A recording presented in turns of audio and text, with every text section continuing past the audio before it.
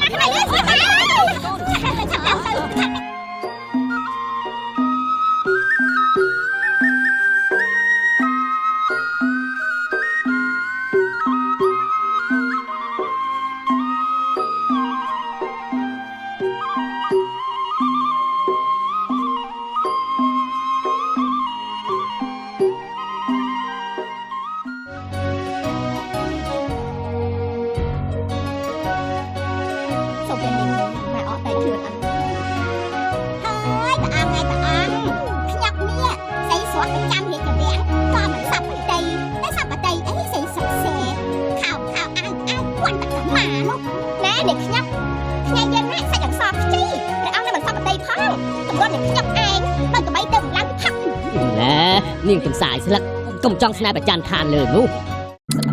អូស្អាតមែនទេលោកអាយលោកខ្ញុំមានសំហាយអូជើញមួយស្អីជើញមិនខ្មោយទេមកចាស់ស្ត្រីអីមកចាស់ស្ត្រីធ្វើមិនយើងដឹងទៅយើងតែនៅក្នុងវាំងផងសង្ហាអើយអស់លោកស្អកនេះរៀបចំចេញដំណើរទៅឆាប់ឡើងចេញដល់អូយជីស្អីគេអាត្រង់គ្រឿងប៉ោះស្រា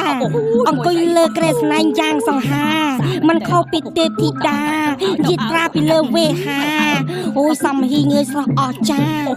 សូមអ្នកម៉ែអញ្ជើញចុះដើម្បីជាម្លប់ដល់ត្រជាក់នៃជីវិតរបស់កូនក្រែងអ្នកម៉ែមានប្រសាសន៍ថាសំណាងរបស់កូនមកដល់ហើយនោះអី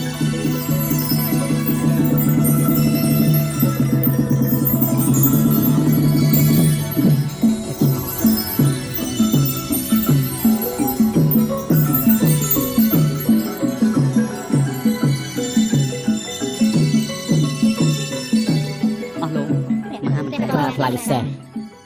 ថ្ងៃស្អែកនេះខ្ញុំនឹងរៀបអភិសេកជាមួយមរណមេត្តាធ្វើជាព្រះរាជអគ្គមហេសីទទួលព្រះរាជបញ្ជាក្រាបទូល